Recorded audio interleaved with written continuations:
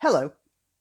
Uh, I'm going to be talking about the Racial and Religious Hatred Act of 2006 and the government's inactivity in respect of deleting it and forgetting that it ever existed. However, before I do that, I wanted to make mention of a comment that was made to me by somebody else about me putting my speaker here. Probably going to get a sound out of that. I might have to cut the sound there. And I thought I put this on my glasses, well, because I wear glasses, but also because, well, here, I could clip it to this.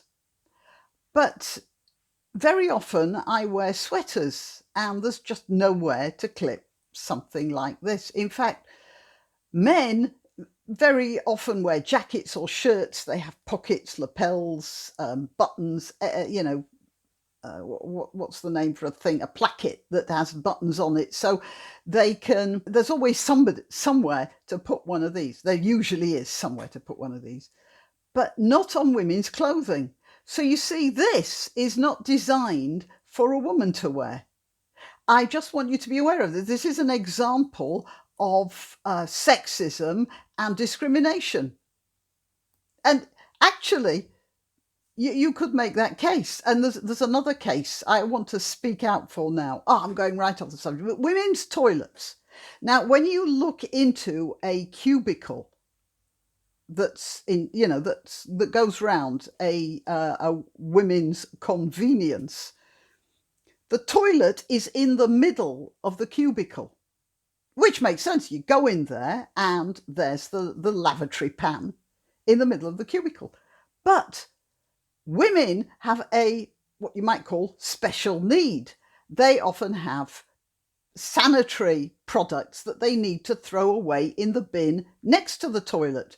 But the toilet's in the middle. So you find very often that there's a toilet seat and jammed right up next to it is this a rubbish bin which has been shoved in at the side. If the toilet was slightly off centre, there'd be more room. But there isn't, because these cubicles are built according to some design that was originally designed almost certainly by a man who wasn't thinking in those terms. I'm not suggesting malice, by the way. I'm just pointing out that the world is full of these little things that don't quite agree with who you are. And it doesn't matter whether I'm a white woman or a black woman. My white privilege doesn't count when I'm sitting or sometimes almost halfway on to a very insanitary bin, simply because the architect positioned the lavatories in the middle of the cubicle. All right, I just want to point this out to anyone who's interested in microaggressions. You see, but I don't regard that as microaggression. I regard that as a bit of silliness which should be looked into. Doorbell. Just a minute. Would you believe it? The neighbour and the construction in the garden again. So, I have no idea where I was. It was about women's toilets and microaggressions, wasn't it? Well, I probably said enough about it anyway. Let's get on to the Racial and Religious Hatred Act. Which actually, this is not entirely unconnected, is it? It's to do with people perceiving things. You see, I could perceive this as an architect being vicious against women, or I could see it as somebody who just didn't know what the situation was and just needs a little minor corrections. But you see, I don't have too many chips on either shoulder here, and so I'm not going to lose any sleep over it. Let's put it that way. Now, so I got a comment under one of my videos, and the comment was, I'm so glad, let's have a look, what did you say? I'm so glad Boris and the Conservatives won with a historical mandate, so they can do nothing, WTF, which it was absolutely right. They got a huge mandate, enough so that if they wanted to invalidate every single law on the books and start from scratch. They could do that. And actually, they are changing a few things. They are doing stuff like with the European Union. They're doing a really good job with those bunch of bullies. So, okay, that's not too bad. But, well, they're not going at by any means the sort of speed or with the enthusiasm and the scope that their mandate would make possible.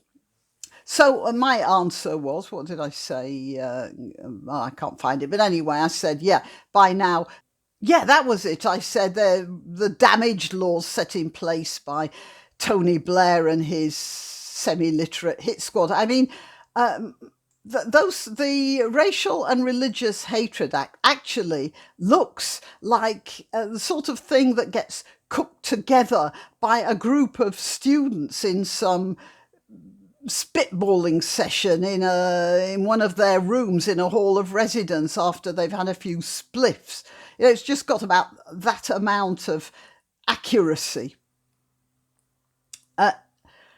So I thought maybe we should talk about the Racial and Religious Hatred Act, and maybe if any of you are ever talking to your MPs, you might mention this, because it hits everybody, but for some reason it seems to hit the working classes more. And that's because, I suppose, in many ways, the working classes have more what you might call ground level interaction with ethnic and religious minorities. So, for instance, shortly after the Racial and Religious Hatred Act, I remember that a couple of neighbours had a row, possibly about parking or something. And anyway, one of the neighbours was telling, a white neighbour was telling a Pakistani heritage neighbour to move his car because it was in front of his drive or something like that. And then, of course, the Pakistani heritage neighbour just went to the police and said this white neighbour had threatened him. He felt threatened. And that was the end of it. The white guy was arrested. And that was because the police were prepared to interpret this very sloppily worded law in the most broad terms possible. A young woman tweeted or re-Instagrammed or something song lyrics, nothing she had actually said, song lyrics of a favourite, or rap lyrics of a favourite piece of a young lad who lived in her neighbourhood who'd been killed. And in his memory, she tweeted or Instagrammed or TikToked that, and she got arrested. And she went through a whole year of hell before she was exonerated. You shouldn't, she was like 18 or something. It was ridiculous. But that's because of the Racial and Religious Hatred Act. It was the most unconstitutional, egregiously anti-democratic, badly worded, sloppy, overtly politically opportunistic piece of tyrannical shenanigans, since the 18th century rotten boroughs. And if you don't know what those were, you'll have to look them up. But let me just put it this way. They were what you might call a low point in democracy. And let's have a look at what the Wikipedia has to say about the Racial and Religious Hatred Act. And it's sort of interesting because of how Tony Blair did it. And it reminds me, and the reason I'm talking about it now is it reminds me of the way the Democrats are carrying on now. What the British did 10 years or so ago, the Democrats have seized upon. They've learnt the lesson and they're trying to do the same thing now. They're trying to do sort of mess around with these sorts of laws, and they want to do away with the Electoral College, which is another matter, and I might make another video about that. But what they're doing is they're trying to shortcut political processes to their own advantages. Now, a few years ago in America, apparently, and I have a vague memory of this, one lawmaker managed to get a law out that stopped the filibuster on Supreme Court judges. And a Republican said, that was a Democrat, and then a Republican said, you're going to regret this, and now they're regretting it. And this is the difference between being a politician and being an activist. When you're an activist, you want to get things through, and you want to get them through because you feel deep in your heart, like Alexandria Ocasio-Cortez said, facts are not as important as the deep feelings. Whereas if you're a proper politician, you look at what you're doing and you think, well, I may feel it's like this, but what is going to be the effect down the line? And not that many people are thinking like that anymore. Let's get back to the Racial and Religious Hatred Act. And you Americans could learn something about this. And we British can learn something too, because like it was put through and now it's leaking over to the United States, we can retract it, and that will leak over too. So, this is a symbiotic system here. The Racial and Religious Hatred Act 2006 is an act of the Parliament of the United Kingdom which creates an offence in England and Wales of inciting hatred against a person on the grounds of their religion. And do you see how broad this could be? If I tell you Christianity is crap, I'm very unlikely, you may complain, but I'm very unlikely to be prosecuted. If I tell you that Islam is crap, it's far more likely that I would be prosecuted for that. It's selective. The Act was the Labour government's third attempt to bring in this offence. Provisions were originally included as part of... So what happened was Tony Blair wanted this through. So he shoved it in as a clause in the Anti-Terrorism, Crime and Security Bill in 2001. And the House of Lords objected, because the House of Lords has a lot of independent non-politicos. It also has a lot of, retired judges. And they could see the problems here, so they booted it out. The measure was again brought forward as part of the Serious Organised Crime and Police Bill in 2004. So you see, again, it was included as a clause in another bill. It was trying to be sneaked through. And the House of Lords booted that out as well. They said they wouldn't pass the Organised Crime and Police Bill unless that clause about racial and religious hatred was dropped.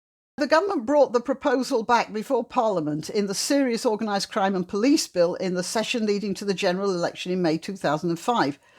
During the Lords' debate on the relevant section of the bill on the 5th of April 2005, the provision was removed. So again, they booted it out. But then they brought it back to the Commons on the 7th of April, and they said that if the Labour Party were re-elected, they would bring in a bill to allow to outlaw incitement to religious hatred. It remains our firm intention to give people of all faiths the same protection against incitement to hatred on the basis of their religion. So that was a promise. It was so obvious. It was a promise that the Labour Party was making to the Muslims, who have always been very offended about any criticism of their religion. The House of Lords passed amendments to the bill on the 25th of October 2005, which have the effect of limiting the legislation to a person who uses threatening words or behaviour or displays any written material which is threatening. This removed the abusive and insulting concept and required the intention, not just the possibility, of stirring up religious hatred. So you can see how bad it was. Anything that could be construed as abusive and had the possibility of stirring up religious hatred was removed. It could have been British law. But the fact is, it required the intention, and who knows what the intention was. So This is a dreadful law, and as I say, it's been misused. And that's one thing that I do hope that the Conservative Party can get around to dealing with. Well, that's about it. Why not treat yourself or a favoured relative or friend to these magnificent examples of merch? The mugs and t-shirts come in the Graniopteryx design or Grambo with a firearm or the more deadly knitting needles. Go to www.graniopteryx.com and whatever platform you're watching this on, please click like, subscribe and share.